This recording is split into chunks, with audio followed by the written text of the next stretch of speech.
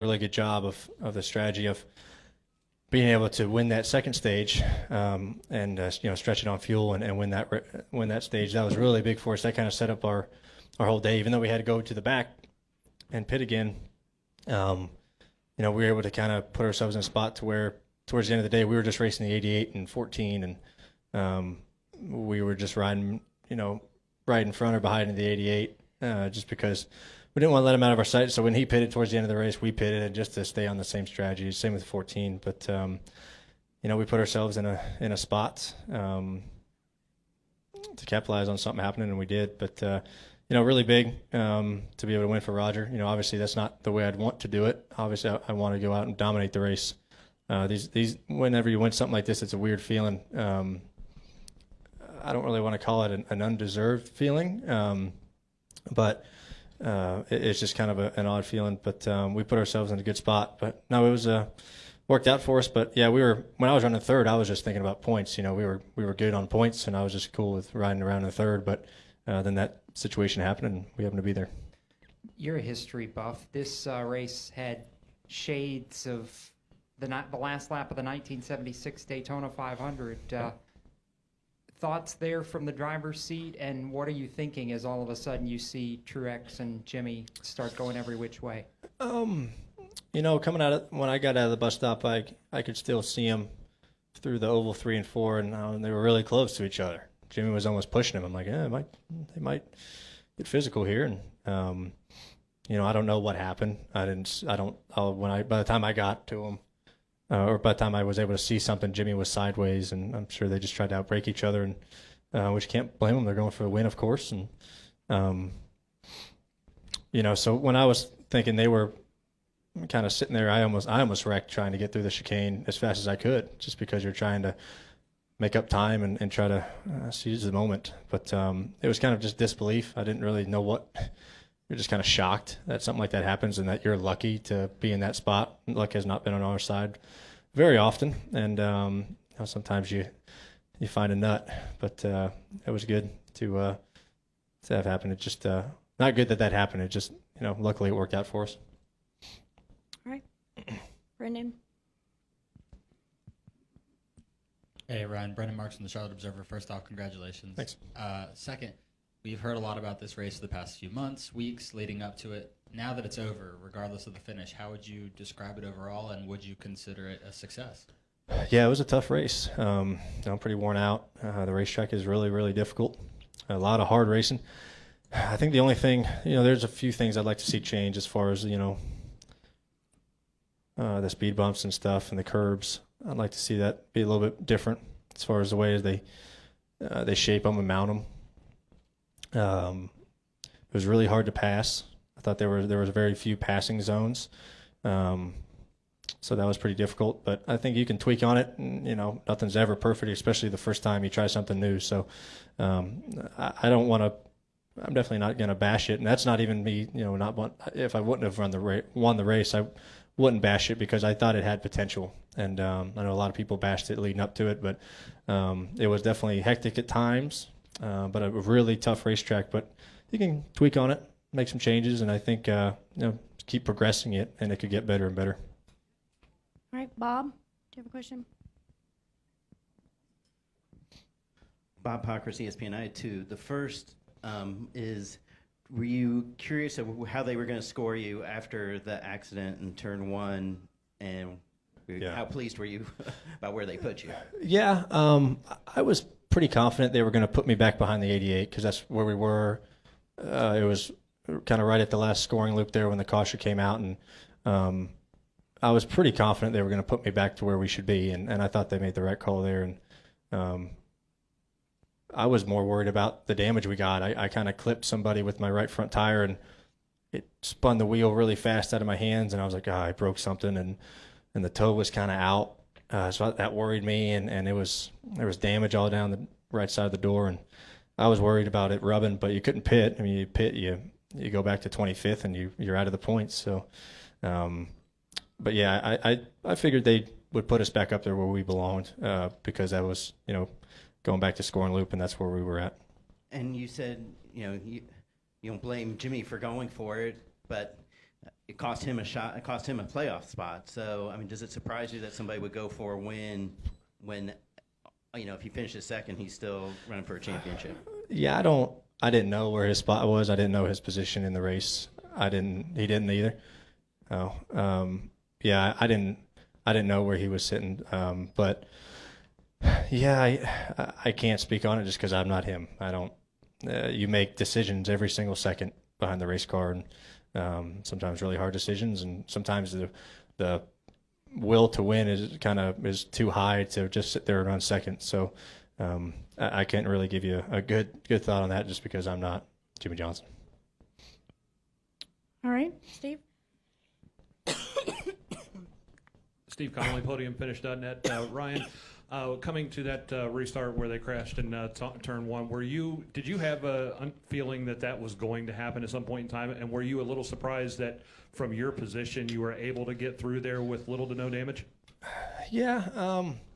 So the restart's so tough because you don't run the chicane on the front stretch and you just run the normal restart zone. So by the time you're going so much faster than when you come out of that chicane when you do a restart. So but from what I saw, it just everybody got in there as deep as the leaders did. The cars that just followed them into there. It's because when you're restarting, you're kind of just judging off of the cars in front of you of where to get on the brakes. Because when you're all jumbled up, you can't see markers. You don't see where you are on the track. You're just going by the guy in front of you. So I figured that was going to happen at some point, and that was kind of the getting down to crunch time and drivers trying really hard to win the race. And I was actually top of 3 when that happened, and I could not believe that I didn't get more damage or collected. We barely squeezed by, and we didn't even squeeze by. We hit something, but yeah, that's. I know that people were talking about that corner leading up to it. It's just tight and it's slippery getting into that corner, and just drivers racing hard. And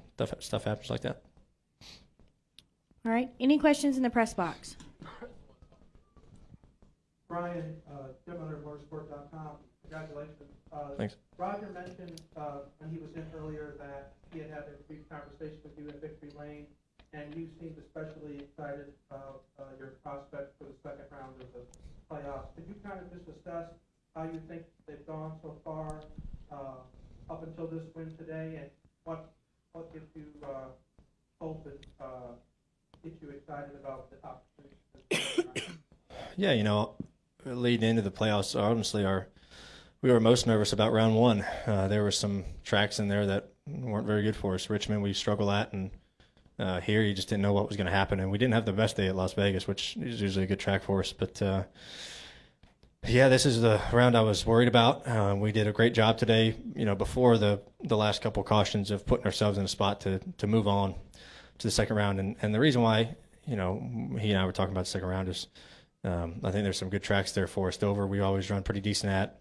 Talladega, our speedway cars are pretty good. And then Kansas, I think, has been one of our best racetracks for sure, especially in the Cup Series. So I'm looking forward to the second round. And the third round, there's been some tracks there that are good for us too. But yeah, the first round we were worried about just because some places we struggle and some of the unknowns. But the second round, hopefully it goes well. It's just good tracks for us. That's really all we were talking about is places we have run decent at. Even though it's a wild card like Talladega, I think our speedway stuff's okay. So hopefully we can just stay out of trouble there. Any other questions in the press box?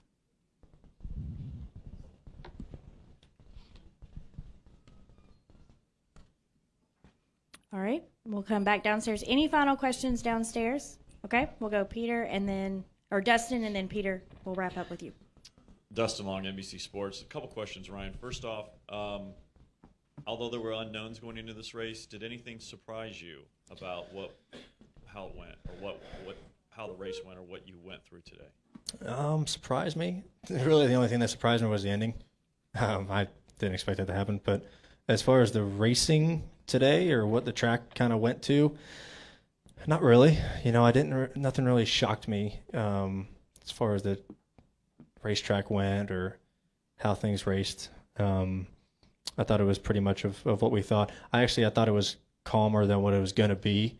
I thought there was going to be, the first 3/4 of this race was pretty calm. There wasn't really any pileups or big wrecks or nothing like that. There was a couple cars going off here and there, but And even towards the end, there wasn't massive wrecks or nothing like that. So you really just had that one. And so I think maybe that was something different. And I kind of got that feeling yesterday in the Xfinity race. There wasn't really any of that. There wasn't any big pileups. So I think everybody respected each other out there for sure, but at the same time had really hard racing. But nothing really surprised me too much as far as the racing went. And can you further just kind of explain when you talk about you referenced the undeserved, I think the word you use, feeling. I mean, obviously I know every racer, like you said, wants to just just dominate the field, but I mean, I'm sure there's still a lot of joy, or is it tempered, or can you kind of give me a little better what you're feeling in that sense? Yeah, I'm actually happy you asked another question because I didn't think I described it very good the first time. You know, you're happy that it's worked out for you. You're happy you won the race. You're happy for the team to do that. But me personally inside, you know, there's some of me, I'm happy. I'm like, all right, you know, this is great. We put ourselves in the spot to do this. But, you know, you don't want people to look at it. And I don't want people to look at it and be like, oh, you just won because the two guys wrecked. And that's what it was. And you don't want to be kind of overjoyed about it, I guess, you know, but you have to have some pride in it, I guess. It's a weird feeling. Like I said, I hate using that undeserved word because they deserved it because we put ourselves in that spot. I don't know I don't have the vocabulary to describe the feeling, but you know, it's just I've never won a race like that before. I've never, in any race I've ever been in, quarter midgets, late models, legend cars, I've never been running third and the two guys wreck each other and I win the race. So that's kind of just a weird feeling, but you know, you enjoy it. You try to be as humble as you can about it because you know that you weren't the best car today. So I think being humble is a very big part of it. But at the same time, celebrate because you know, you got to take them how you can get them. And you know, we did our job and the points to move on to the next round, even if we didn't win the race. So that's something you have to be very proud of. And I think just a bonus is winning the race and things work out for you that way. Hopefully I described it good. It's kind of hard to describe, but yeah. All right, and we'll take our final question from Peter up front. Peter Strada, TSJ Sports. Ryan, being from High Point, talk about the significance of you winning at Charlotte Motor Speedway. Yeah, High Point, about an hour up the road, and you know, we did that. Me and Rutledge did the Racing Roots thing from High Point. That was half of it, so that was really cool to go back home, see some great friends and family, a family I had on the show that, you know, kind of was my second family. Their son, my best friend, was here today, so that was pretty cool to have him out. But yeah, it means a lot. You know, I consider this a home racetrack for sure, like a lot of guys. But I came here all the time, watched my dad race, and this is the first race my dad's been to in about 6-7 weeks. He finally got a weekend off of racing the All-Stars, and you need to come more often. You might be a good luck charm. But it was cool to have the whole family here. My mother was here. My 6-month pregnant sister was here, so that was good. And we were just missing one of them. But it was cool to have the family here. And but yeah, High Point and being so close to this place, it brings back a lot of memories whenever I go back home. Well, Ryan, congratulations on moving on Thank you, guys. to the round of 12, and congratulations on the win today. We appreciate you spending some time with us.